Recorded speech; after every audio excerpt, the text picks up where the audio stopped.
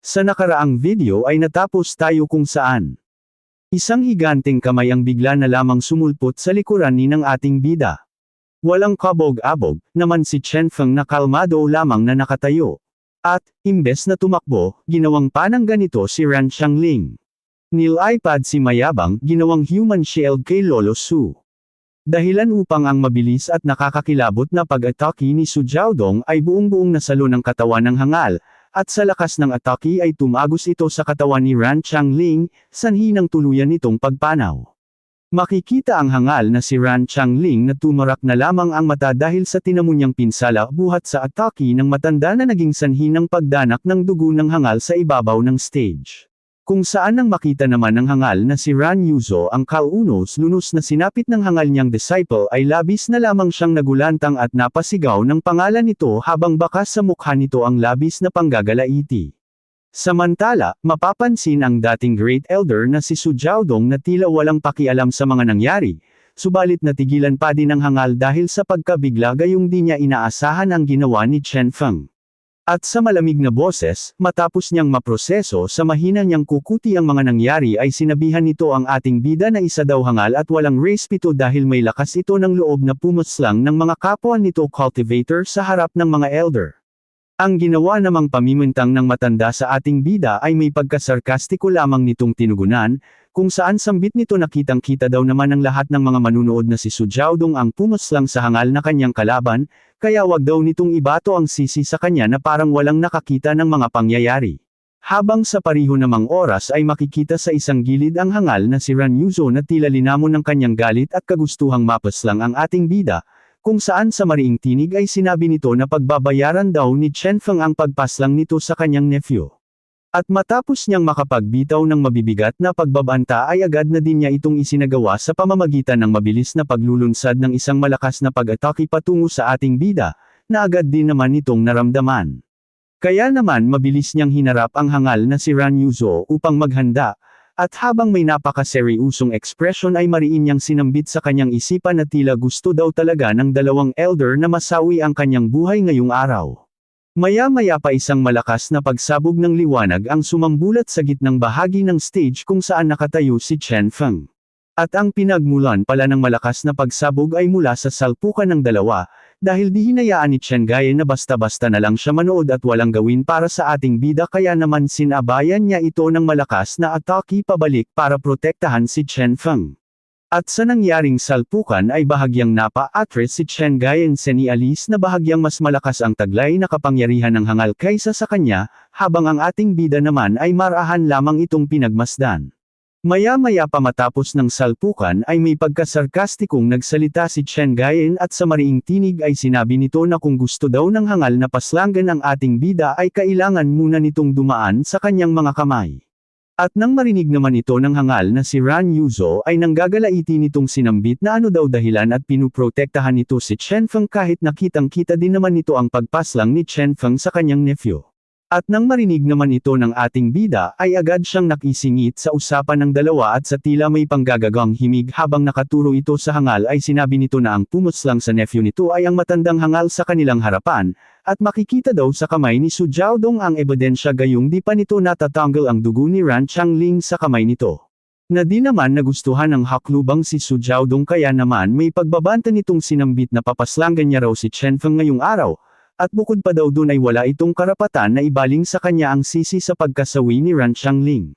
Subalit bago pa lamang maghahanda ang hangal na hakluban para umatake ay bigla nang gumitna sa usapan si Master Zuo Bufan sa pamamagitan ng pagkuha nito ng atensyon ng lahat. Kasunod ng pagpapakawalan nito ng nakakapangilabot na pressure direkta sa apat na cultivator na nasa ibabaw ng entablado, at sa lakas ng pinakawalang pressure ni Master Zuo Bufan ay nakagawa ito ng nakakapangilabot na amahi sa hangin na may anyo ng isang demonyo, habang makikita namang hirap ang apat sa pressure na kanilang natatamasa. At sa isip-isip ng tatlo ay talagang nakakatakot ang taglay na lakas ni Zuo Bufan dahil sa pamamagitan pa lamang ng pressure na ilinabas nito ay di na nila magawa pang gumalaw senialis na talagang mas advance ang lakas nito sa kanila. Maging ang ating bida ay makikitang hirap nang makatayo pa sa kanyang kinalalagyan dahil sa lakas ng pressure na dumadagaan sa kanyang likuran, at gaya ng tatlo ay yun din ang naisip ng ating bida. Subalit malakas din niyang sinabi na gaano pa man daw kahalimo si Master Zuo Bufan ay di pa din siya makapapayag na puwersahang mapalubod sa harapan nito gayong luluhod lamang daw siya sa gusto niyong igalang. At kahit nahihirapan ay puwersahan niyang linabanan ang malahalimaw na pressure ni Zuo Bufan sa pamamagitan ng paglalabas niya ng buo niyang lakas na umabot pa sa puntong mapasigaw na ito ng malakas dahil sa hirap. At sa mariing tinig ay ipinangalandakan ng ating bida na wala daw sino man ang may kakayahan na puwersahin siya sa ganitong bagay kahit na gaano pa kahalimo ang kanyang makaharap dahil si Master Yan Qingyu lamang daw ang kanyang luluhuran. At nang makita naman ni Master Bufan ang ating bida na matagumpay na nakatayo kahit na binuhos na niya ang lahat ng pressure na kaya niya, ay napasabi siya sa kanyang isipan na talagang nakahahanga daw ang ating bida gayong kahit na nasa 7th layer of posterior heaven pa lamang daw ito ay nagagawa na nitong malabanan ang kanyang lakas senialis na napakaganda daw ng will foundation nito. At matapos nito ay mabilis na nagtungo si Master Zuo Bufan sa ibabaw ng entablado at habang nagpapakawala ng malahalimaw nitong lakas ay sinabi niya sa lahat na ang ginagawa daw ng mga elder ay ditugma sa kanilang identity kaya naman kailangan na daw nilang itigil ang kanilang mga kahibangan. At nang marinig naman ng haklubang si Su Jiaodong ang sinabi ni Master Bufan ay mariin niyang tinanong kung maging ito daw ba ay kampi sa panig ng ating bida gayong yun daw ang kanyang pagkakaintindi sa ginagawa nito. Na may pagkamarahan namang tinugunan ni Master Bufan sa pagsasabing tama daw ng pagkakaintindi ang hangal kaya maaari na daw nitong itigil ang kahibangan nito alang-alang sa kanyang pangalan. At nang marinig naman ito ng matanda ay di siya basta-basta pumayag at sinabi pa nito na bigyan daw siya ni Master Bufan ng matinding dahilan para di niya patayin si Chen Feng gayong pinatay daw nito ang kanyang apo at sa oras daw na di maging sapat para sa kanya ang dahilan ni Master Bufan ay papaslangan pa din niya ang ating bida kahit na makalaban pa daw niya si Master Zuo Bufan. Kaya naman sa marahang tinig ay sinambit ni Master Bufan na isa daw si Chen Feng biyaya para sa kanya gayong napakabihira daw ang talento nitong taglay na nangingibabaw sa ibang mga cultivator at ang pagdating daw ng ating bida sa sect ay isang regalo ng kalangitan para sa kanya. At ang mga paliwanag naman ni Master Zuo Bufan ay di agad pinaniwalaan ng hangal na hakluban at habang nakatingin kay Chen Feng ay mariin pa niyang kinlaro kung nagtataglay daw ba talaga ang ating bida ng malahalimaw na talento. Dagdag pa nito na wag daw siyang patawanin ng Master gayong sa nakikita daw niya ay isa lamang itong outer sect disciple at sinwert lamang na manalo sa kanyang naging laban, kaya papaano daw nasasabi ni Master Bufan na may malahalimaw na talento si Chen Feng na maituturing na isang regalo. Kung nakaabot ka na ka-idol sa puntong ito ng ating video ay sigurado akong bitin ka pa, kaya naman mag-subscribe ka na sa ating channel para makapagpatuloy na tayo at paki-like na din ang video. Salamat! Naagad din namang tinugunan ni Master Bufan ng isang simpleng salita subalit may napakalalim na mga nakatagong pahiwatig, at sinabi nito na kaya daw niya nasabing regalo si Chen Feng ay dahil sa falling rain and flying flower swordsmanship nito. At nang marinig naman ito ng haklubang si Su Jiaodong ay agad siyang humarap kay Chen Feng at sa tila pangungutyang salita ay sinabi niya na ano daw naman ngayon kung nagawa nitong mapag-aralan ang falling rain and flying flower swordsmanship gayong di daw naman imposibling matukhian ang teknik. Dagdag pa ng matanda na sa nakikita daw niya ay wala namang kahanga-hanga sa nagawa ni Chen Feng kung gayong natatunan lamang nito ang threshold ng teknik na di pa pwedeng maging dahilan para matawag itong naiiba at talentado. At may pagmamayabang pa nitong ilinabas ang kanyang aura at habang ipinagmamayabang ito ng matanda ay kasabay naman niyang sinasabi na ito daw ang aura ng teknik na falling rain and flying flower swordsmanship kung saan umabot daw siya ng 3 taon bago magawang matutunan ang threshold nito, at inabot naman siya ng 10 taon bago niya magawang maabot ang primary stage nito, at isang hakbang na lamang daw ay magagawa na niyang maabot ang advanced stage ng teknik na ipinagmamalaki ni Chen Feng. Kaya papaano daw na naging halimaw ang ating bida sa talento gayong maging siya ay nagawa na ding makaabot sa primary stage sa mabilis na panahon lamang. Subalit nang makita naman ni Master Bufan at dalawang elder sa tabi nito ang ginawang pagmamayabang ng matanda ay agad silang nadismaya at baka sa mukha ng tatlo na tila sila na ang nahihiya sa ginagawa ng Great Elder gayong wala ito sa kalingkingan ng naabot ni Chen Feng patungkol sa teknik kaya naman nanahimik na lamang sila habang may tinging nakakaloko sa matanda. Makikita din ang mga cultivator sa paligid ng entablado kung saan dahil sa pagkadismaya sa teknik ng matandang Great Elder ay napasabi pa ang isa na mukhang di daw ata nakita ng matanda ang teknik ni Chen Feng na ginamit kanina. Sambit naman ng isa na mukhang tama daw ang kanyang katabi gayong nagawa pang ipagmalaki ng Great Elder ang tagal ng pagsisinay niya ng Falling Rain and Flying Flower swordsmanship na di nito magagawa kung nakita niya kung gaano nakataas ang level ni Chen Feng sa nasabing teknik kaya tila siya na daw mismo ang nakakaramdam ng hiya sa ginagawa ng Great Elder. At ang lahat naman ng mga nakakalukong tingin ng mga cultivator sa paligid maging ng mga elder ay agad na napagtanto ng matandang Hakluban kaya naman may pagtataka niyang natanong sa kanyang sarili kung bakit ganun na lamang daw ang titig sa kanya ng lahat na may halong pang-uuyam kahit na nagawa din naman niya ang teknik. At makalipas ng ilang sandali ay muli nang nagsalita si Master Zuo Bufan at marahan niyang sinambit habang nakaharap kay Chen Feng na ang naabot nito sa teknik ay di biro at di daw ito gaya ng naiisip ni Great Elder Su. Dahil ang kay Chen Feng daw na Falling Rain and Flying Flower swordsmanship ay nagawang makapag-trigger ng Heavenly Thunder Tribulation Senialis na nagawa na nitong maabot ang advanced stage ng teknik at ang malala pa ay nagagawa nitong matrigger ang kapangyarihan ng Heaven and Earth. At ang sinabi naman ni Master Bufan ay di agad na intindihan ng matanda na tila aayaw makinig sa mga pagmamalaki ni Master Bufan sa nagawa ng ating bida kaya naman marahan pa niyang inulit ang sinabi ng Master na para bang wala lamang ito para sa kanya. Subalit ilang sandali lamang matapos niyang ulitin ang sinabi ni Master Bufan ay agad niyang napagtanto kung ano ang ibig sabihin ng salitang sinabi ng Master kaya naman napabulalas na lamang ito sa kanyang kinatatayuan dahil sa labis na pagkagulantang sa rebel asyong kanyang narinig, na mariin pa niyang kinaklaro sa lahat kung totoo daw ba ang kanyang mga narinig. Kaya naman tinawag ni Chen Gayen ang hangal na Great Elder sa pangalan nito na agad din naman kumuha ng atensyon ng matandang Hakluban.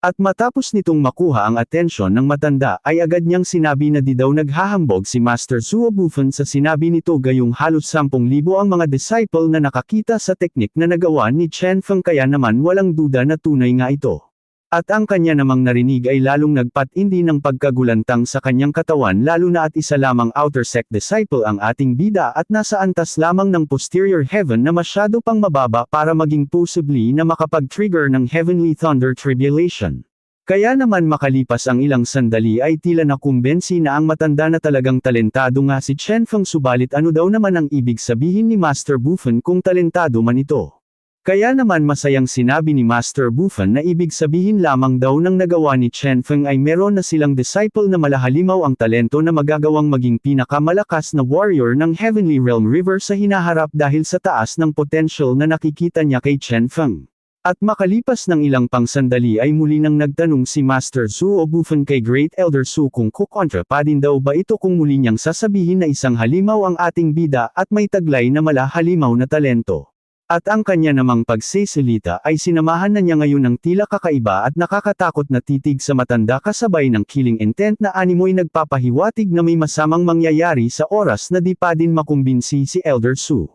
At nang makita naman ito ng matanda ay agad siyang nakaramdam ng matinding takot sa kanyang katawan at sa may panginginig na boses ay sinabi niya ng marahan na wala na daw siyang tutol sa mga nagawa ni Chen Feng at masasabi na din daw niyang talentado talaga ito. At nang marinig naman ni Master Bufan ang pagsang-ayon ng hangal na si Great Elder Su ay agad niyang ibinaling ang kanyang atensyon kay Elder Ran at tinanong niya kung papaano daw naman ito, gusto pa din daw ba ng hangal na paslangan ang kanilang magiging pinakamalakas ng warrior ng Heavenly Realm River sa hinaharap. Na agad din namang tinugunan ng hangal at pasiga nitong sinambit na papaano daw naman ang kanyang nephew. Mawawalan na lamang daw ba ng saysay ang pagkamiti nito sa kamay ni Chen Feng dahil lamang sa nagtataglay ito ng mataas na potential at malahalimaw na talento. Kaya naman sa marahang tinig ay sinambit ni Master Bufan na ang pagkasawi daw ni Su Xiaoyu at Ran Changling ay di nila dapat isinisisi sa iba gayong ang dahilan daw ng pagkasawi ng mga ito ay dahil wala silang sapat na lakas para mabuhay.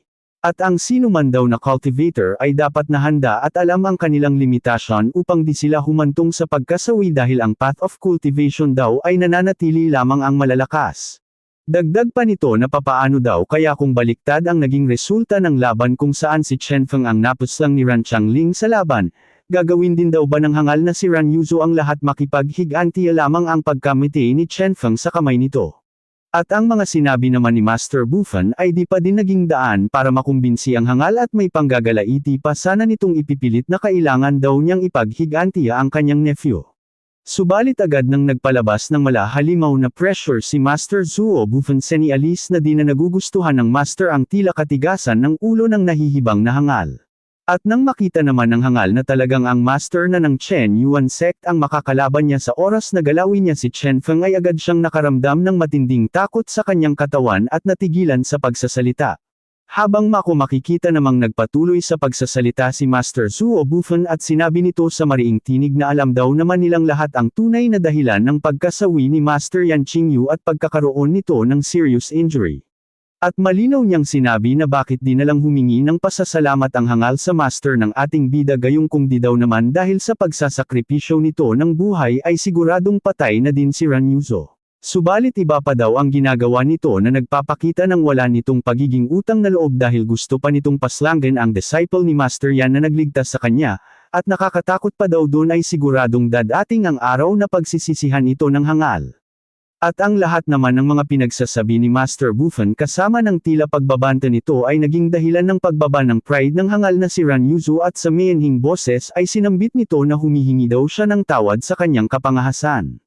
Matapos nito ay marahang sinabi ni Master Bufan na talagang pinahahanga daw siyang labis ni Master Yan Qingyu gayong kahit wala na daw ito ay nagawa pa nitong mag-iwan sa kanyang ng isang disciple na may malahalimaw na talento kagaya nito. At ang mga sinabi naman ng Master ay agad na ikipinamula ng mukha ng ating bida si Alice na natutuwa siyang marinig na meron palang humahanga sa kanyang Master bukod kay Uncle Marshall Han Kong. Maya-maya pa ay lumapit na si Master Zuo Bufan sa kanina pa di makasingit na referee na isa ding elder at sinabi nito na oras na daw para gawin nito ang nakatalagang trabaho para sa kanya kung saan panahon na daw para i-announce ang naging resulta ng laban at kung sino ang nanalo, na ikinabigla naman ng hangal na referee na di makapaniwalang kakampihan ng Master ang ating bida. Abangan sa susunod nating video ang magiging kaganapan kung saan sa kasunod na video ay magsisimula na ang tunay na adventure ni Chen Feng ni Alice na dito na magsisimula ang mga kapanapanabot na tagpo at bukod pa dun ay madami na ang mga tagahanga na makakasama ni Chen Feng sa kanyang paglalakbay. Kaya kung nagustuhan nyo ang kwento, huwag kalimutang mag-like at mag-comment, at kung gusto nyo pa ng ibang recap tulad nito, mag-subscribe na. Huwag na ding kalimutang i-hit ang bell icon kung saan may kapangyarihan itong makapagbigay ng signal sa inyong mga cellphone kada upload natin. Thank you mga idol. Hanggang sa muli, mga kaibigan. Paalam.